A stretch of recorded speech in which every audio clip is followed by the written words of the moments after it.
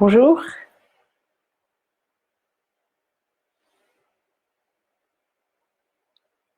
nous allons commencer dans quelques instants.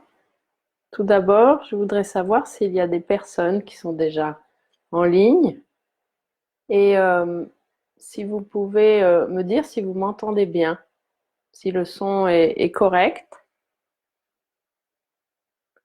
Pour ça, je vous invite à aller dans les commentaires. Merci, j'ai un petit bonjour, bonjour, très bien. Donc vous me confirmez que le son est correct et qu'on m'entend bien. Merci, merci Sab. Bienvenue à tous. Je suis Emmanuelle Roch. Je suis instructrice de méditation pleine conscience et du programme MBSR, du programme de réduction du stress par la pleine conscience. Moi, je suis à Bordeaux et j'aimerais beaucoup savoir où êtes-vous? Où vous trouvez-vous? Il y a à peu près 220 personnes là qui nous regardent. Euh, J'imagine que vous êtes dans la France entière, peut-être même plus loin, à l'extérieur de nos frontières.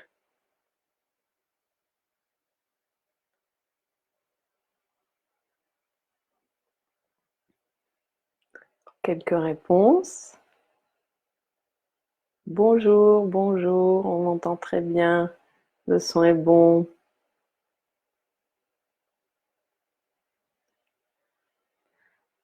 Tours, dans l'Aveyron, à La Rochelle, à Paris. Très bien, merci beaucoup de me dire où vous êtes, que je puisse un petit peu plus me mettre en relation avec vous par l'esprit à distance. Tout d'abord, merci à vous d'être là. Cette initiative de Petit Bambou vise à soutenir dans cette période de confinement. Je voudrais remercier tout d'abord Petit Bambou pour m'avoir proposé d'animer cette première session. Il va donc y en avoir tous les jours de la semaine. Tous les jours de la semaine à 9 heures. Ça sera à chaque fois des confrères, des collègues à moi, tous professionnels de la méditation de pleine conscience. Et personnellement, je suis très heureuse de pouvoir contribuer au soutien de tous ceux qui méditent et, euh, et ceux qui peut-être vont commencer à méditer au cœur de cette période qui nous propose beaucoup d'intériorité. Voilà, c'est le thème que j'aimerais aborder avec vous tout à l'heure, cette notion de l'espace intérieur qui, quand on est confiné dans un intérieur physique, prend encore plus de sens. Tout d'abord, je vais vous proposer que l'on médite ensemble. Je vais vous guider. Excusez-moi, je regarde un peu les commentaires en même temps. Et je vais vous guider pour un temps de méditation. On va faire à peu près 10 minutes de pratique ensemble.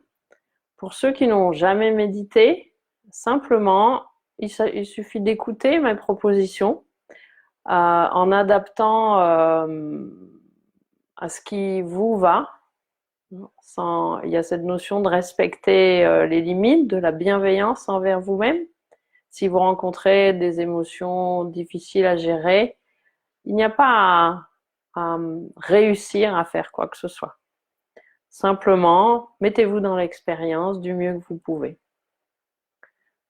Donc pour cela, je vous invite à simplement vous installer d'une manière où vous informez votre corps que là, vous vous engagez dans un exercice.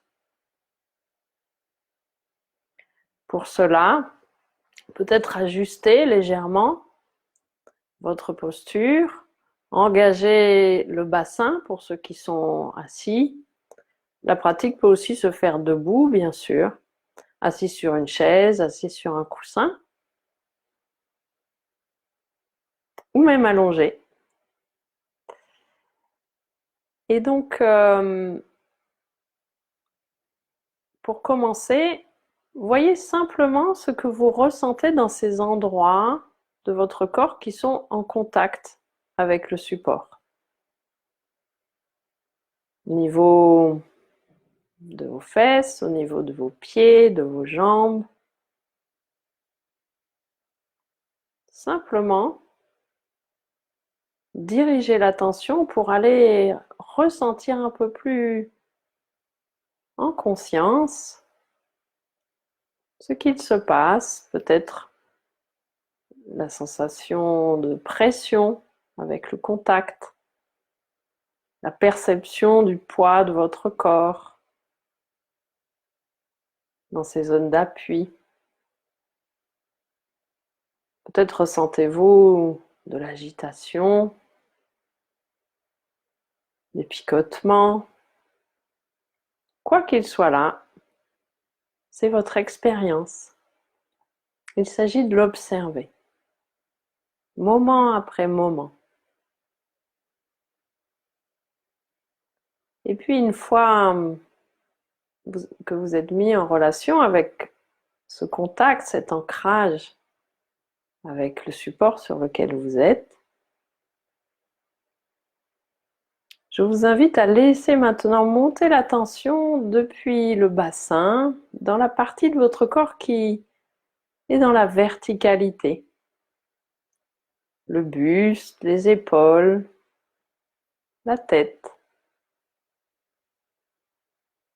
Avec peut-être une conscience un peu plus soutenue maintenant au niveau de vos mains pour percevoir là où elles reposent.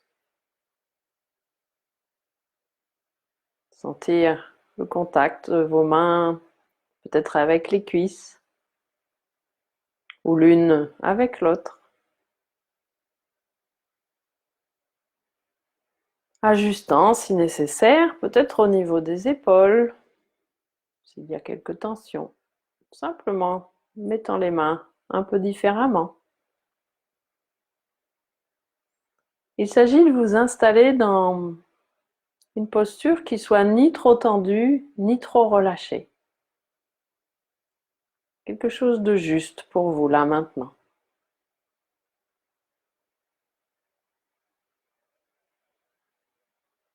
Et puis, après ce premier temps d'accueil de votre corps, dans l'assise ou dans la posture, qui est la vôtre là, je vous invite à tourner l'attention vers le fait que votre corps respire naturellement, moment après moment. L'inspire pénètre le corps par les narines, par la bouche, créant des changements physiques sensibles dans votre corps. Et puis à l'expire, d'autres sensations, d'autres mouvements. Une nouvelle respiration, ce sont de nouvelles vagues sur lesquelles portez votre attention.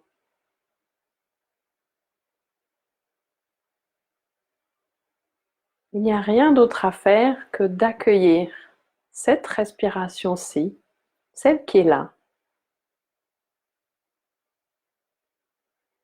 sans vous préoccuper de celles qui sont déjà passées, celles qui viendront, peu importe. Juste sentir que vous respirez.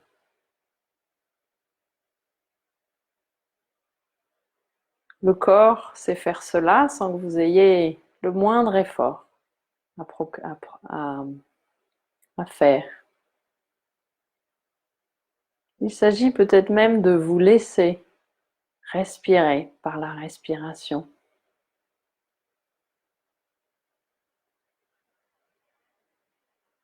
simplement en tournant votre attention vers ce mouvement, vers cette activité de votre corps, en notant ce que vous percevez.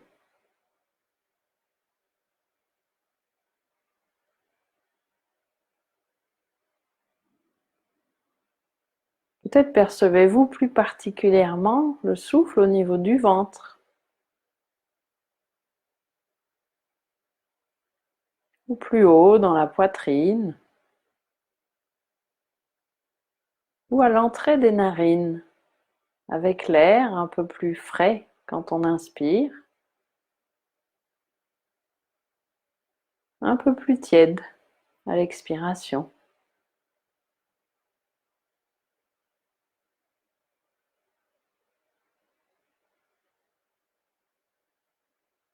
Et pour la suite de la session, de la méditation, je vous propose de porter l'attention dans un de ces endroits.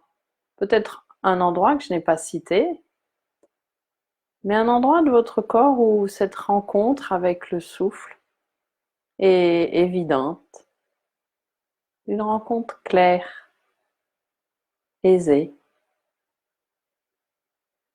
familière. Il y a cette image que j'aime bien, qui est donnée par un enseignant américain, qui dit: c'est comme retrouver un ami dans la foule. Parmi toutes vos sensations, tout ce qu'il se passe, il y a juste cette rencontre avec le souffle, votre respiration.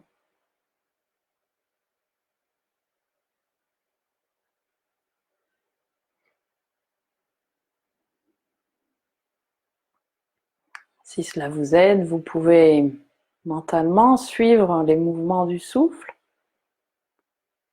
en vous disant: j'inspire, en accueillant l'inspire.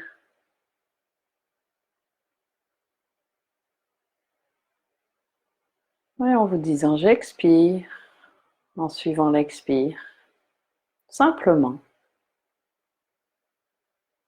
Et uniquement si c'est un soutien. Si cela complique, laissez tomber.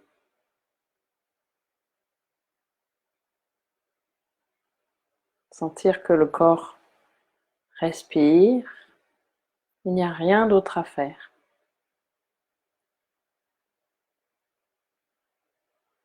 Et bien sûr, des pensées vont et viennent, peut-être des sons autour de vous vous sollicitent, ou des sensations physiques, ou un état émotionnel.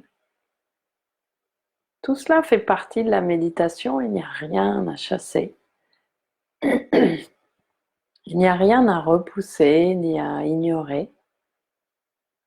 Simplement, notez qu'il se passe quelque chose là. Et quand c'est disponible, revenez vers le souffle. Même pour un instant très court, c'est suffisant.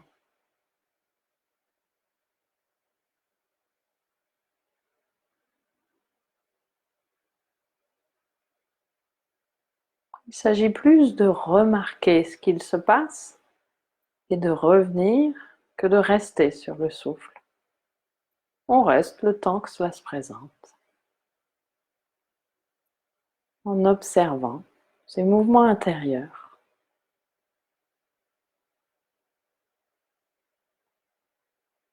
Ces sensations.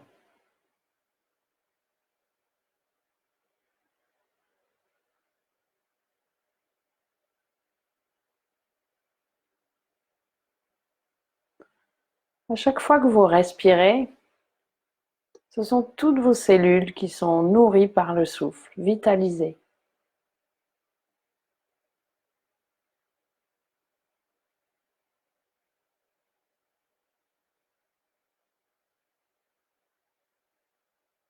En apportant de la présence, de la conscience à votre corps qui respire, à vos sensations. Vous soutenez votre santé. Vous soutenez votre capacité à être là, présent, à tout ce qu'il se passe agréable, désagréable. Tout ce qui compose la vie, notre vie. Simplement en rejoignant votre respiration. Avec douceur, avec bienveillance. Et avec patience. Si c'est possible, bien sûr. En faisant du mieux que vous pouvez. Et c'est suffisant.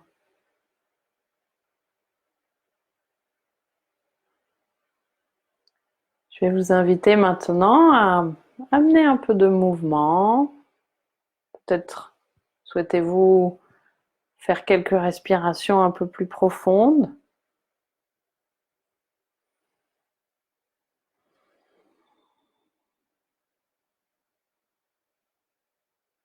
Ouvrant les yeux quand c'est le bon moment pour vous.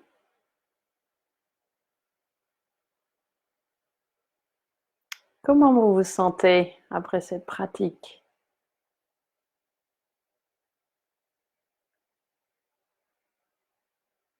Maintenant, je vais vous proposer un temps d'échange. Alors bien sûr, moi je vous parle et vous me voyez, vous m'entendez. Moi, je ne peux que lire vos commentaires et voir les petits cœurs, les petits pouces qui s'élèvent sur l'écran et qui me permettent de savoir que vous êtes là. Donc, Marielle se sent détendue, Aurore au top, super bien, détendue, calme pour Michael. Merci beaucoup de vos retours. J'aimerais savoir si apaisé, ça m'a fait du bien, merci. Très bien. Après, peut-être que faire de la méditation, ça n'apaise pas forcément. C'est aussi quelque chose qui est normal.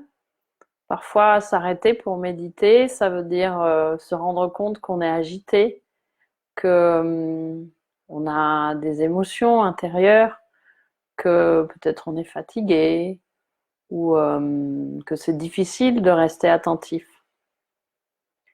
Et en soi, il n'y a pas de bonne ou de mauvaise façon de méditer. Si vous avez rencontré de la tension, si vous avez senti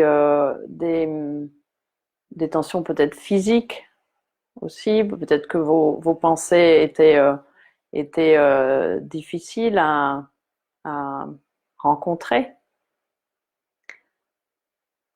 C'est ce qui se passe dans la pratique. C'est pour ça que le fait de demander, de proposer de contacter de la douceur, de la bienveillance, de la patience, de l'inviter dans la pratique est très important. Voilà, Lucilla nous dit « J'ai beaucoup de difficultés à me concentrer ». Bien sûr, les habitudes mentales sont longues à transformer. Il va falloir du temps pour que le cerveau apprenne à ne pas passer d'une pensée à une autre. Et même, il va continuer à le faire. C'est son travail, c'est sa fonction. Le mental produit des activités mentales sous forme de pensée, sous forme d'image. Et c'est tout à fait naturel. Ce travail de la méditation de la pleine conscience, cet entraînement, propose de venir se rencontrer tel que l'on est. Et par cette observation régulière, par cet entraînement à l'observation des choses telles qu'elles sont, petit à petit, il n'y aura pas forcément moins de pensées, mais il y aura peut-être la possibilité de un peu plus de distance, un peu plus de capacité à choisir, est-ce que je suis cette pensée ou est-ce que je reviens à mon souffle? ou est-ce que je reviens aux sensations de mon corps? Il y a cette notion d'accueil qui est très importante dans la méditation, le fait d'accueillir les choses avec de moins en moins de jugement. C'est-à-dire que rencontrer par exemple la tension, petit à petit, on peut s'habituer à ce que ce soit OK. On n'a pas à se transformer, on n'a pas à se euh, réparer. Je crois que c'est John Kabat-Zinn, le créateur du programme MBSR, qui dit il n'y a pas quelque chose à changer, à tout fixe, comme on réparerait un moteur ou une machine, mais simplement observer que à chaque respiration, le fait de rencontrer le souffle vous permet de sentir qu'il y a en vous plus de choses qui fonctionnent que de choses qui ne vont pas. C'est une forme de rééducation.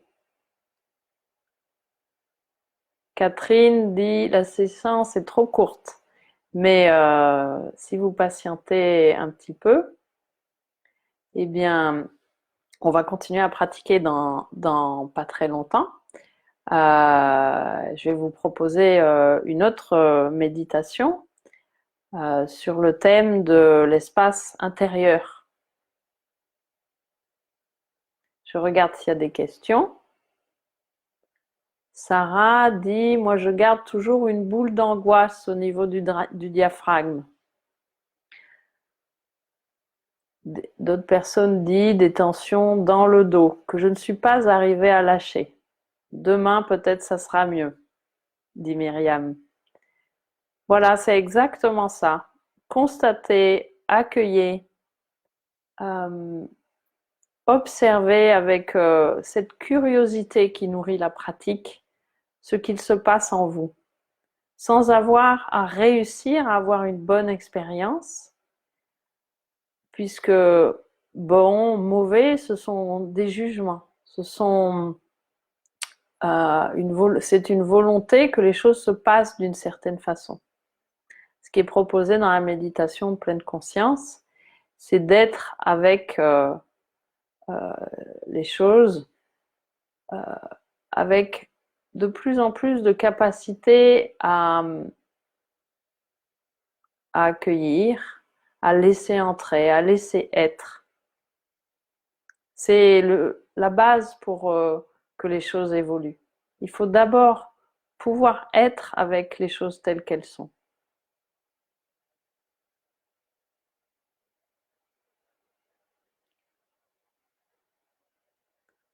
Nicolas dit, j'ai des douleurs, vous m'avez calmé mes douleurs. Alors, ça aussi, c'est très important de vous rendre compte que dans cette pratique, c'est vous qui êtes acteur de votre c'est vous qui êtes acteur de votre santé. À chaque fois que vous prenez un temps pour méditer, mais peut-être juste simplement écouter un son, sentir la plante de vos pieds au contact avec le sol, dans les gestes quotidiens, dans le moment où vous buvez votre tasse de café, votre tasse de thé, ou vous mangez quelque chose, ou vous respirez une odeur. Tous ces moments-là, ce sont des moments de présence. Et c'est vous qui activez cette intention de la présence. Nous, instructeurs, on est là pour soutenir, pour encadrer, pour accompagner cet effort. Et cet effort, c'est vous qui le faites, chacun avec vous-même. Et nous sommes tous bien placés pour savoir que ça demande du courage, ça demande une forme de capacité à accueillir ce qui est fragile en nous, notre vulnérabilité, ce qui est contre-intuitif dans une société où l'on veut avant tout être fort et faire des choses. Là, ce qui est proposé, c'est juste d'être avec le souffle, d'être avec notre intériorité. Et quelqu'un demande si le matin c'est mieux. Peut-être C'est ce qu'on dit, oui. Le matin, ce qui est bien, c'est que le cerveau n'est pas encore complètement engagé dans des activités mentales. Le corps aussi sort de l'immobilité, donc c'est plus facile peut-être d'y retourner. Après, faire des pauses tout au long de la journée, ça sera toujours bénéfique. Et si le soir, vous vous sentez tendu, le fait de faire un scan corporel, ça peut être une façon, non pas de chercher à s'endormir, puisque le scan va viser à observer, à accueillir les sensations, mais ça va peut-être vous aider à vous poser, à faire, à ce que le mental soit un peu plus silencieux, puisque là, vous allez vous entraîner dans l'accueil de vos sensations et la rencontre avec votre corps. Donc, merci pour les compliments, Sylvie. Vous êtes vraiment extra. Chouette. Merci. En tout cas, c'est un grand plaisir de pouvoir contribuer aujourd'hui à cette initiative de Petit Bambou. J'ai proposé le thème de l'espace intérieur et je vais vous proposer une deuxième méditation qui est une méditation particulière que l'on appelle la méditation de la montagne, qui est utilisée depuis longtemps dans le programme MBSR. Donc, pour introduire ce thème de l'espace intérieur, simplement, je voudrais vous proposer simplement l'expérience de sentir ou de vous imaginer un moment où c'est tendu, où vous ressentez que en vous c'est fermé, peut-être le diaphragme est légèrement bloqué, vous n'arrivez pas à respirer profondément, ou simplement mentalement vous dire que des moments où mentalement vous vous sentez coincé. Voilà. Et donc, par rapport à quand vous rencontrez cet état de blocage, cet état de fermeture, cette perception que vous êtes bloqué, et Dieu sait si aujourd'hui, dans les situations dans lesquelles nous nous trouvons tous, il est évident que cette perception d'un espace limité, d'une incapacité à pouvoir aller où on veut, faire ce que l'on veut, c'est évidemment notre quotidien aujourd'hui.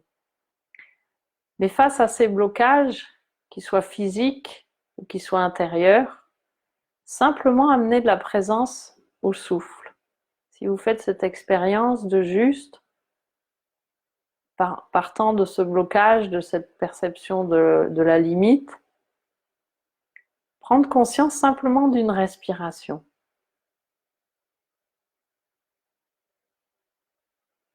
Peut-être vous allez rapidement vous confronter à la limite, peut-être si le diaphragme est tendu, etc. Mais juste ce choix de pouvoir tourner l'attention vers le souffle, donner de la présence au souffle. Il y a pour continuer sur ce thème de l'espace intérieur, de la possibilité de rencontrer un espace intérieur, je voudrais vous citer un homme qui était un neuropsychiatre qui s'appelait Viktor Frankl. Il était autrichien, c'est un homme qui a vécu les camps de concentration et qui a eu une œuvre extraordinaire qui a beaucoup d'écho avec la méditation de pleine conscience. Et notamment, il y a cette citation de sa part qui explique que entre ce qu'il se passe pour vous et votre réponse, il y a un espace entre l'événement, entre le stress, le stresseur, ou même le fait simplement, ce qu'il se passe, et la façon dont vous allez rencontrer cela, dont vous allez réagir, dont vous allez répondre à cela. Il y a un espace. Quand on est en pilote automatique, quand on est dans son mental, cet espace, on ne le perçoit pas. On peut être entraîné par des réactions vives et ne pas arriver à être conscient de cet espace. Mais avec l'entraînement à observer, à accueillir, avec cet entraînement tout simple de la méditation, il est possible petit à petit, et peut-être certains qui méditent depuis un moment peuvent en témoigner dans les commentaires, qu'avec la pratique régulière, effectivement, cette capacité à observer ce qui est en train de se passer, observer comment vous le vivez, observer peut-être les réactions qui s'élèvent, mais la possibilité de ne pas être embarqué, de ne pas être emporté par ces réactions. Et donc la citation de Viktor Frankl continue avec l'idée que dans cet espace entre événements et réactions, il y a notre pouvoir de choisir notre réponse. Cette notion de choix, cette notion que l'on peut investir d'un peu plus de conscience par l'observation. C'est un entraînement régulier, il ne s'agit pas de réussir ça du jour au lendemain, bien sûr.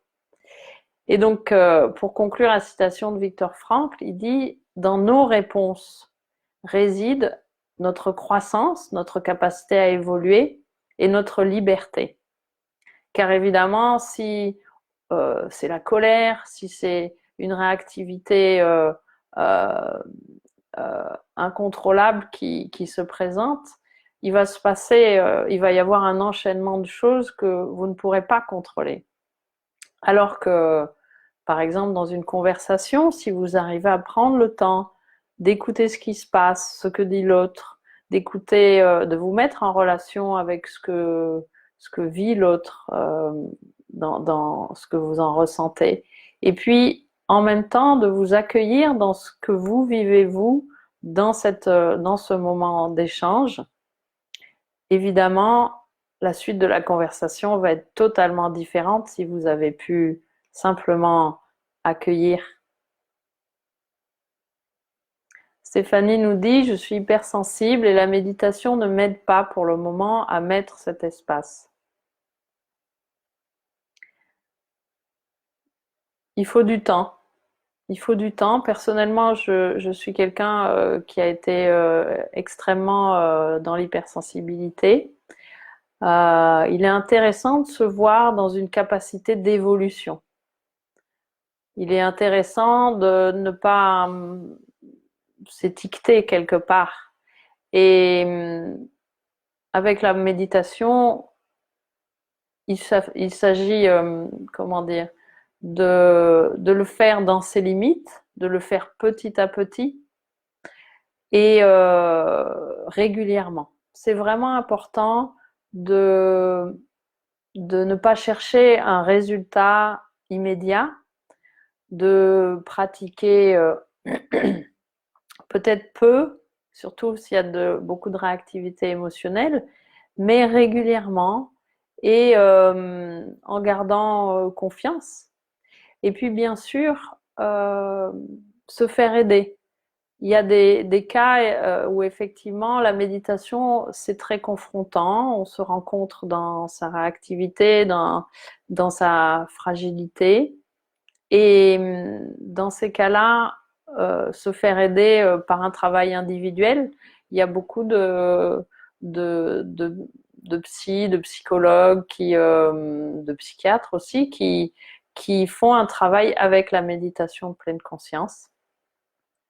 Et voilà, donc la pratique est personnelle, se faire aider, c'est toujours bien sûr nécessaire dans certains cas. Et surtout, il y a cette notion de persévérance. On ne se change pas en quelques jours, en quelques semaines. Et puis, l'idée est foncièrement, finalement, de ne pas se changer, mais plus de s'accueillir tel qu'on est, sans avoir à se modifier. Oui, Pascal dit notre capacité d'évolution est réelle jusqu'à la fin de la vie, bien sûr. Bien sûr, à tout moment, on peut apprendre des choses. La plasticité cérébrale est quelque chose d'avéré.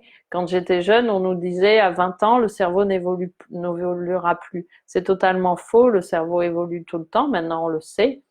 Et les études sur la méditation de pleine conscience ont permis de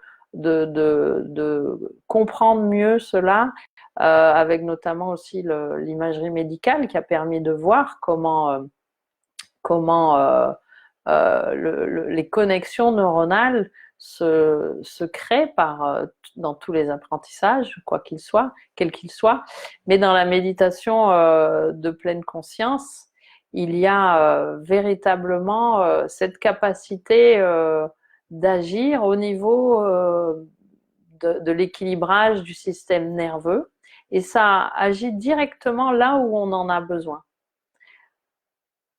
Voilà, mais quand il y a beaucoup de réactivité émotionnelle, bien sûr, il y a le fait que c'est confrontant et que, et que ça peut être plus long, plus difficile, et qu'on peut avoir besoin d'être aidé par un accompagnement individuel.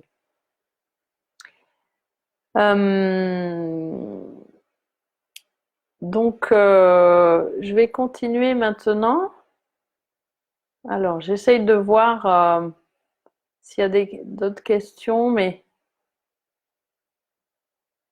je vois que vous discutez entre vous.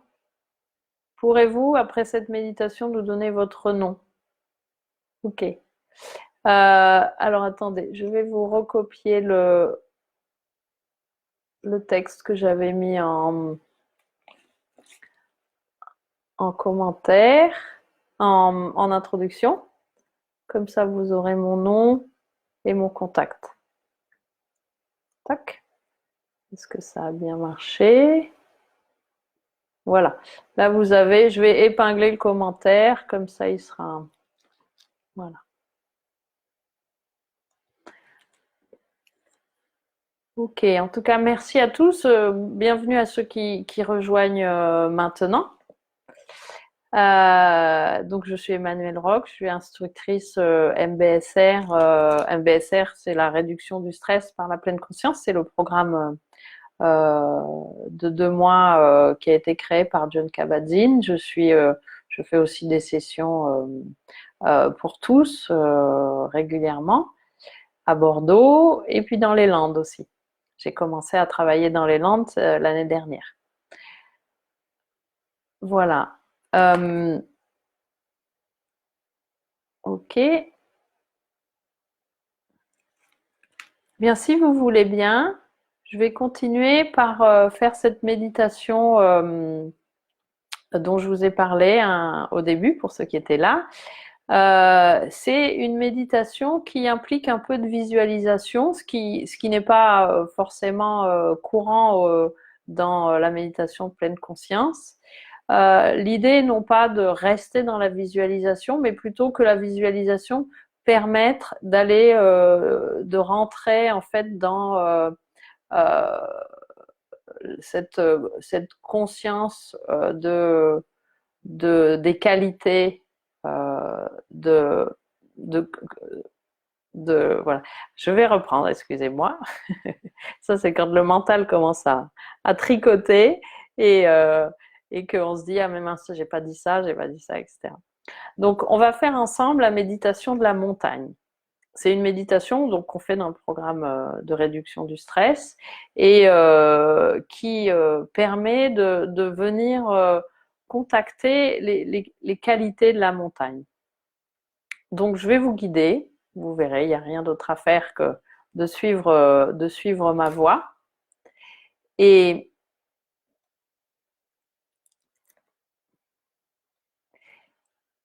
donc ensuite vous pourrez faire quelques commentaires si vous souhaitez encore. Donc je vous invite à vous installer dans la posture, peut-être la posture assise, en tailleur si c'est accessible pour vous, ou peut-être la posture assise sur une chaise. Vous pouvez aussi faire cette pratique debout, hein. Les deux pieds dans le sol, c'est aussi une façon d'être stable et de s'installer.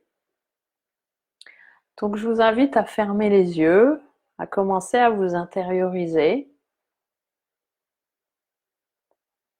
à ressentir votre corps depuis les pieds jusqu'à la tête. Sentir l'ensemble du corps.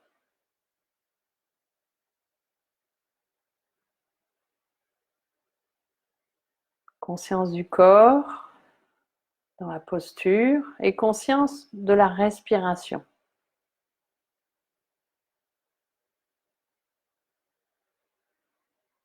La respiration naturelle telle qu'elle est, sans avoir besoin de la modifier. Mais peut-être, si vous en ressentez le besoin, prenez quelques respirations un peu plus profondes pour vous ancrer.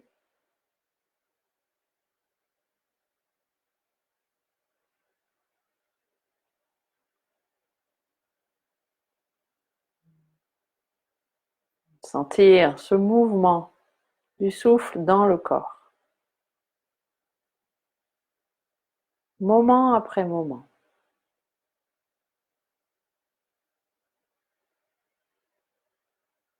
Conscience de vos appuis avec le support sur lequel vous êtes.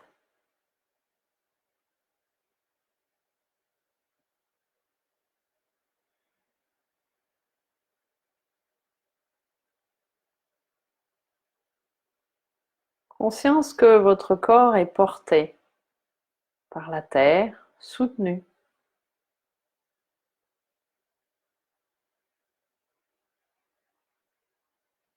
Entre la terre et le ciel, votre corps est ancré et s'inscrit dans la verticalité.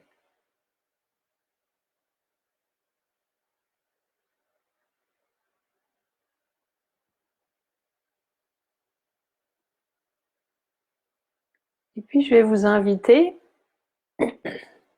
à imaginer une montagne. Peut-être est-ce une montagne que vous connaissez, une montagne que vous avez déjà vue, peut-être une montagne que vous avez parcourue,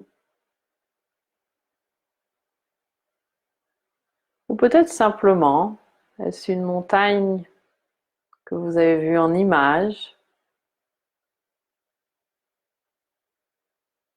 ou peut-être une montagne imaginaire, votre montagne, une montagne qui vous plaît particulièrement. Je vais vous inviter à vous concentrer sur cette image de la montagne.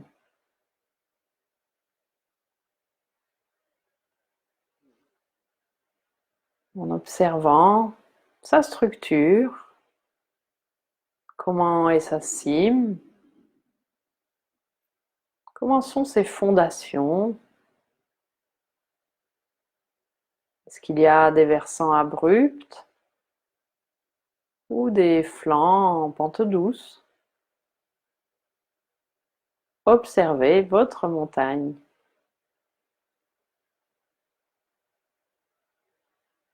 Et remarquez la stabilité de sa masse.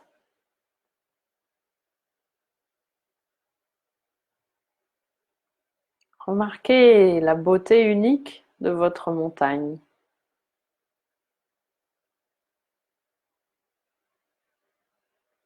Peut-être a-t-elle de la neige sur son sommet. Peut-être est-elle couronnée d'arbres. Peut-être y a-t-il une seule cime proéminente ou une série de pics ou un haut plateau. quelle que soit la forme de votre montagne, tranquillement assis, je vous invite à respirer avec cette image de la montagne en vous, observant ses spécificités, ses détails, explorant votre montagne.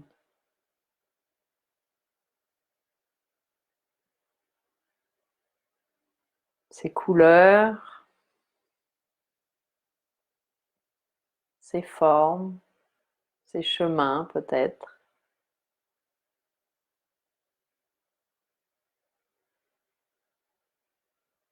Et quand vous vous sentirez prêt, je vais vous inviter à, en quelque sorte, faire que votre corps devienne montagne, de la manière à ce que votre corps, assis là, ou debout, et votre perception de la montagne ne fasse plus qu'un. En sentant que votre tête devient la cime, que vos épaules, vos flancs deviennent les versants de la montagne.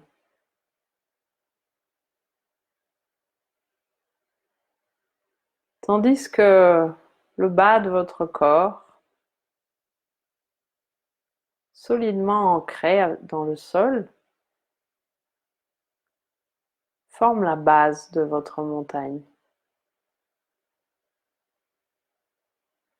En expérimentant à la base de la colonne vertébrale la droiture et la sensation de l'élévation de la montagne, de votre corps montagne.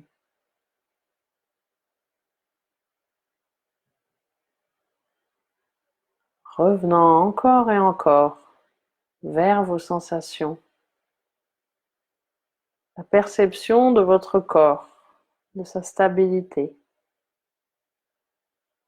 Et en laissant un souffle régulier vous envahir,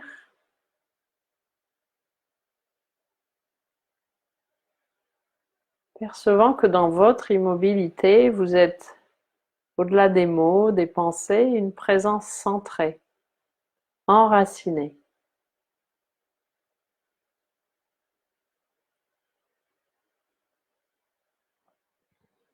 La montagne est toujours là, à chaque instant, alors que le soleil se déplace dans le ciel. Il y a la montagne immuable, et puis il y a l'ombre qui colore ses flancs, la lumière, le jeu subtil qui transforme l'aspect de la montagne heure après heure. Transforme l'aspect de la montagne, mais aussi la vie de la montagne. Au fur et à mesure que la lumière change, que la nuit arrive, succédant au jour, et puis le lendemain, le jour succède à la nuit, la montagne est toujours là, immuable, quoi qu'il arrive. Malgré le changement des saisons, les modifications de l'environnement, du temps qui fait, la permanence de la montagne s'oppose au changement de ses apparences. Par exemple, en automne, la forêt déploie des couleurs chaudes, avec les feuilles brillantes. En hiver, ça peut être un manteau de neige, de glace qui la recouvre. Parfois, des nuages, du brouillard peuvent nous empêcher de voir la montagne. Mais elle est toujours là, inamovible, malgré les tempêtes, malgré la tourmente. Et au printemps, les oiseaux se remettent à chanter, à habiter les forêts de la montagne. Les bourgeons éclosent, les fleurs peuvent s'épanouir dans les prairies verdoyantes des versants de la montagne. Tout cela change moment après moment, mais la montagne demeure, indifférente au changement de ses apparences. En gardant cette image à l'esprit, il est peut-être possible d'incarner cette même immobilité, cette même stabilité face à tous les événements qui surviennent dans notre vie, au cours des minutes, des journées, des heures, au fil des années.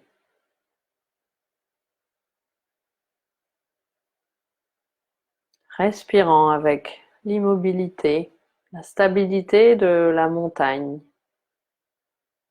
Lorsque nous pratiquons, lorsque nous sommes présents dans nos gestes quotidiens, il est possible d'éprouver la nature changeante de l'esprit et du corps, ainsi que celle du monde qui nous entoure. Il y a des périodes difficiles, il y a des périodes lumineuses, il y a des périodes simplement tranquilles. Nous pouvons être ballottés par des vents violents, secoués par des tempêtes intérieures, comme nous pouvons par moments savourer des moments de quiétude, des moments de joie. Et puis notre aspect physique, lui aussi, se modifie au gré des circonstances, de la maladie, des blessures, du temps. De la même façon que la montagne change au gré des saisons. Et en devenant montagne pendant la méditation, il est possible d'intégrer, de contacter cette force et cette stabilité. Cela peut nous aider à voir que nos pensées, nos sensations, nos états émotionnels, la fatigue, les événements qui nous perturbent, cela ressemble aux assauts du mauvais temps sur la montagne. Et c'est aussi impermanent que la brume, la pluie. On ne peut pas ignorer ces changements, ces tempêtes, qu'elles soient intérieures ou extérieures. Mais au contraire, je vous invite à les identifier, les ressentir, les reconnaître pour ce qu'elles sont. Et avec cette attitude intérieure de la montagne, peut-être éprouver, contacter face à la tempête, un calme, un silence, une forme de sagesse dont nous ne nous serions jamais cru capables. Voilà ce que les montagnes ont à nous apprendre. Notre conscience est montagne lorsque nous demeurons présents à nous-mêmes, sans rien ajouter, sans rien analyser, sans rien rechercher ni ignorer. Respirant avec la montagne en nous.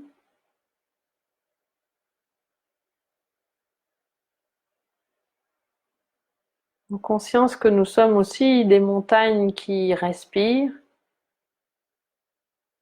des montagnes en mouvement, des montagnes qui peuvent danser aussi. Nous sommes aussi fermes que le roc de la montagne, mais aussi fluides que l'eau, car nous pouvons voir et sentir, nous pouvons comprendre, savoir, et nous pouvons apprendre et grandir en restant au contact avec cette montagne en nous, notre montagne, malgré les intempéries, malgré les circonstances extérieures, afin de développer conscience et force et apprendre à moins dépendre des conditions intérieures ou extérieures, gagnant ainsi liberté et calme. Respirant, ramenant l'attention dans le corps, dans la stabilité, dans l'ancrage. Pour conclure cette pratique, je vais vous lire un tout petit poème qui a été écrit par un poète chinois très ancien certainement, et qui dit: les oiseaux ont disparu dans le ciel, le dernier nuage s'est évanoui, mais nous sommes assis ensemble, la montagne et moi, jusqu'à ce que seule la montagne demeure.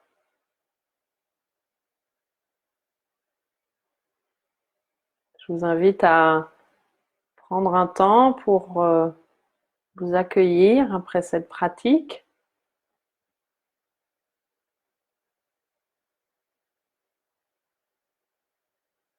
Respirant en conscience de votre corps, de votre état intérieur, physique, mental, émotionnel, essayant d'embrasser ce qui est là, du mieux que vous pouvez. Le corps qui respire, et puis pour commencer à amener un peu de mouvement dans nos corps montagnes. Peut-être vous étirer, bâiller.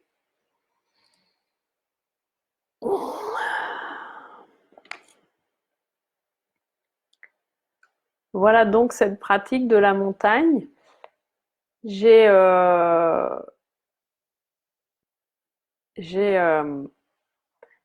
que vous l'avez appréciée. C'est une pratique un peu différente par rapport aux pratiques de pleine conscience habituelles, aux pratiques de l'attention, de l'entraînement à l'attention. Si vous voulez, je pourrais poster sur les commentaires le texte de cette pratique si ça vous intéresse. Et puis voilà, je vais commencer à conclure cette session. Je regarde un peu ce que vous me dites. Des merci, avec plaisir.